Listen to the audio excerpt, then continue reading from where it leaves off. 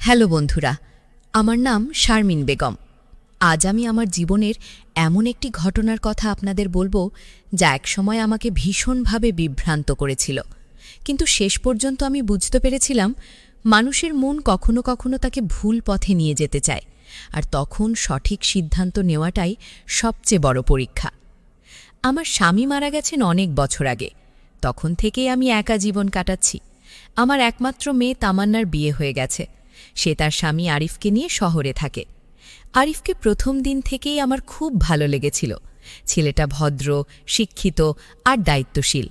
বিয়ের পরও সে আমাকে নিজের মায়ের মতো সম্মান করত।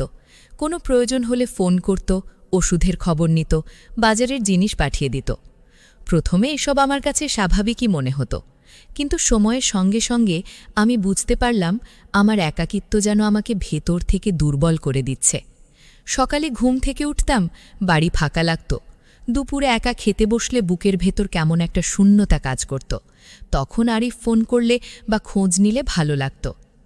একদিন আমার শরীর খারাপ হওয়ায় তামান্না আর আরিফ কয়েকদিনের জন্য আমার বাড়িতে এলো। আরিফ সারাদিন আমার ওষুধের খোঁজ নিল, ডাক্তারের কাছে নিয়ে গেল, সময় মতো খাবার খেতে মনে করিয়ে দিল। আমি অবাক হয়ে দেখলাম নিজের ছেলে থাকলেও হয়তো এতটা যত্ন পেতাম না। সেদিন রাতে ঘুমোতে গিয়ে অনেকক্ষণ ভাবলাম, কেন ছেলেটার প্রতি আমার এত নির্ভরতা তৈরি হচ্ছে। নিজেকে বুঝিয়েছিলাম সে আমার জামাই, আমার মেয়ের স্বামী, তার প্রতি আমার অনুভূতি একজন মায়ের স্নেহের মতোই হওয়া উচিত। কিন্তু মানুষ যতই নিজেকে শক্ত ভাবুক, একাকিত্ব কখনো কখনো মনের মধ্যে অদ্ভুত সব প্রশ্ন তৈরি করে। আর তখনও আমি জানতাম না সেই একাকিত্বই আমাকে এমন এক মানসিক বিভ্রান্তির দিকে ঠেলে দেবে যার জন্য পরে নিজেকেই লজ্জা পেতে হবে। একদিন দুপুরে তামান্না তার এক বান্ধবীর বাড়িতে গিয়েছিল। বাড়িতে শুধু আমি আর আরিফ ছিলাম। আমি রান্নাঘরে কাজ করছিলাম। হঠাৎ মাথা ঘুরে উঠলে চেয়ারে বসে পড়লাম। আরিফ দ্রুত এগিয়ে এসে বলল, মা, আপনার কি শরীর খারাপ লাগছে? আমি বললাম, না বাবা, একটু দুর্বল লাগছে। সে সঙ্গে সঙ্গে এক গ্লাস পানি এনে দিল। তারপর বলল, আপনি এত কাজ করেন কেন? একটু বিশ্রাম নিলেও তো পারেন। তার কথাগুলো শুনে আমার বুকের ভেতর অদ্ভুত একটা অনুভূতি জাগল। বহু বছর ধরে কেউ এত আন্তরিকভাবে আমার খোঁজ নেয়নি। সেদিন সন্ধ্যায় নিজের ঘরে বসে অনেকক্ষণ ভাবলাম। বুঝতে পারছিলাম আমার মনের ভেতরে কিছু একটা পরিবর্তন হচ্ছে, কিন্তু সেই পরিবর্তনের নাম কি তা আমি নিজেও জানতাম না। পরের কয়েকদিন আরিফ আগের মতোই স্বাভাবিক ছিল, কিন্তু আমি নিজেই অস্বস্তি বোধ করতে শুরু করলাম। সে সামনে এলে অকারণে চুপ হয়ে যেতাম। নিজের মনকে বারবার বোঝাতাম সে আমার মেয়ের স্বামী, আমার সন্তানের মতো। এক রাতে নামাজ পড়ে দোয়া করতে বসেছিলাম। তখন হঠাৎ মনে হলো, মানুষ কখনো কখনো একাকিত্বের কারণে ভুল অনুভূতিকে সত্যি ভেবে বসে। এই চিন্তা আমাকে ভয় পাইয়ে দিল। আমি সিদ্ধান্ত নিলাম নিজের মনকে নিয়ন্ত্রণ করতে হবে, কারণ কিছু সম্পর্কের মর্যাদা পৃথিবীর সব অনুভূতির চেয়েও বড়। কিন্তু আমি জানতাম না সামনে এমন একটি ঘটনা অপেক্ষা করছে যা আমাকে চোখের সামনে সব কিছু পরিষ্কার করে দেবে। এক সপ্তাহ পর তামান্নাকে কয়েকদিনের জন্য তার খালার বাড়ি যেতে হলো। যাওয়ার আগে সে বারবার বলছিল, মা, নিজের খেয়াল রেখো, আর আরিফ, তুমি মায়ের ওষুধের সময়টা দেখে দিও। তামান্না চলে যাওয়ার পর বাড়িটা আবার অনেকটা নীরব হয়ে গেল। আমি নিজের কাজ নিয়েই ব্যস্ত থাকার চেষ্টা করতাম, কিন্তু মনের ভেতরে একটা অস্বস্তি সবসময় কাজ করছিল। একদিন বিকেলে বৃষ্টি পড়ছিল। হঠাৎ বিদ্যুৎ চলে গেল। আমি বারান্দায় বসে বৃষ্টি দেখছিলাম। কিছুক্ষণ পরে আরিফ এসে দূরে একটা চেয়ারে বসল। সে বলল, মা, আপনি একা থাকলে খুব চুপচাপ হয়ে যান। আমি হালকা হেসে বললাম, বয়স হলে মানুষ এমনই হয় বাবা।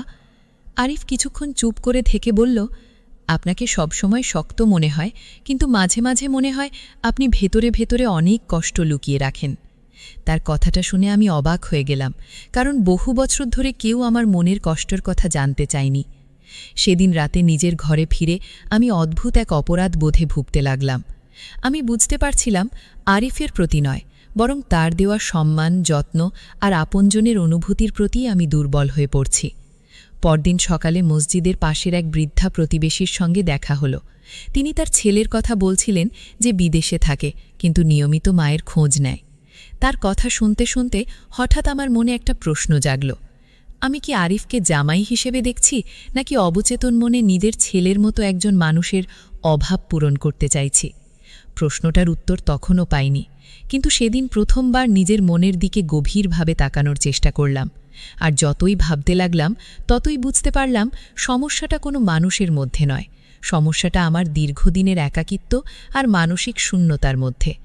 তবুও মনের দ্বন্দ্ব পুরোপুরি শেষ হলো না, কারণ সামনে এমন একটি ঘটনা আসছিল যা আমার চোখের সামনে সব কিছু পরিষ্কার করে দেবে। কয়েকদিন পর তামান্না বাড়ি ফিরে এলো। বাড়িটা আবার হাসি আনন্দে ভরে উঠল।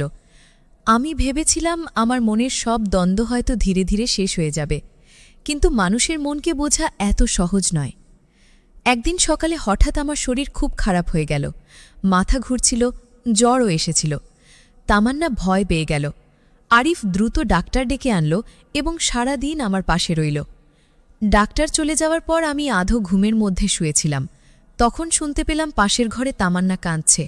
সে বলছিল, আরিফ, মায়ের কিছু হয়ে গেলে আমি বাঁচব না। আরিফ তখন তাকে শান্ত করে বলল, ভয় পেও না, মা ঠিক হয়ে যাবেন, আমি আছি, তুমি আছো, আমরা দুজন মিলে মায়ের যত্ন নেব। মা ঠিক হয়ে যাবেন, এই কথাটা আমার কানে বারবার বাজতে লাগল। সেদিন প্রথমবার আমি আরিফের কণ্ঠে একজন জামাইয়ের নয়, একজন সন্তানের উদ্বেগ শুনতে পেলাম। পরের দিন জ্বর কিছুটা কমলে আমি বারান্দায় বসেছিলাম। ঘরের ভেতর থেকে তামান্না আর আরিফের হাসির শব্দ আসছিল। দুজনকে একসঙ্গে দেখে হঠাৎ আমার চোখ ভিজে উঠল। আমি বুঝতে পারলাম আমি এতদিন ভুল জায়গায় উত্তর খুঁজছিলাম। আরিফ আমার জীবনে কোনো বিশেষ মানুষ নয়, সে আমার মেয়ের স্বামী, আমার পরিবারের একজন সদস্য। তার প্রতি আমার টান আসলে একজন মায়ের মতো নির্ভরতা আর স্নেহের আকাঙ্ক্ষা। আরিফও আমাকে সবসময় মা বলেই দেখেছে। সেদিন রাতে সিজদায় গিয়ে অনেক কেঁদেছিলাম, আল্লাহর কাছে ক্ষমা চেয়েছিলাম নিজের মনের ভুল ভাবনার জন্য। এরপর আমি সিদ্ধান্ত নিলাম এই বিষয়টা আমার ভেতরে আর লুকিয়ে রাখব না, নিজের মনকে পুরোপুরি পরিষ্কার করব এবং সম্পর্কের প্রকৃত মর্যাদা বুঝে চলব। কিন্তু তখনও জানতাম না খুব শিগগিরই এমন একটি ঘটনা ঘটবে যা আমাদের দুজনকেই চূড়ান্ত সত্যের মুখোমুখি দাঁড় করিয়ে দেবে। কয়েকদিন পর এক সন্ধ্যায় আমি বারান্দায় বসেছিলাম।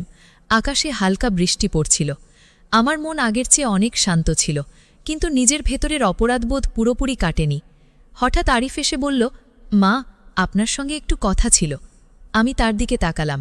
তার মুখে অদ্ভুত এক গাম্ভীর্য।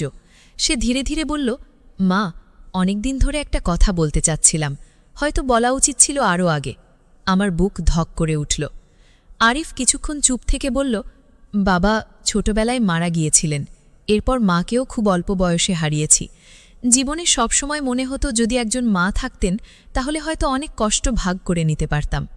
কথাগুলো শুনে আমার চোখে জল এসে গেল।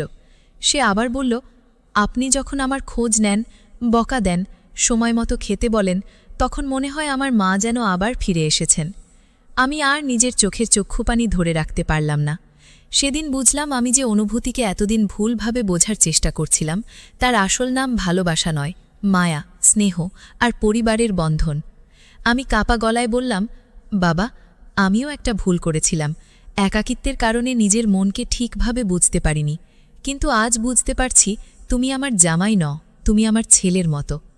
আরিফ সঙ্গে সঙ্গে আমার পায়ের কাছে বসে পড়ল। সে বলল, আর আপনি শুধু আমার শাশুড়ি নন, আপনি আমার মা। সেদিন আমাদের দুজনের মন থেকেই সমস্ত বিভ্রান্তি দূর হয়ে গেল। কয়েক মাস পরে আমি শহরে তামান্না আর আরিফের সঙ্গে থাকতে চলে এলাম। এখন আরিফ অফিস থেকে ফিরলে প্রথমেই আমাকে ডাকে, মা, কোথায় আপনি? আমি হাসি মুখে উত্তর দিই, এই তো বাবা, তোমার জন্য চা বানাচ্ছি। আজ বহু বছর কেটে গেছে।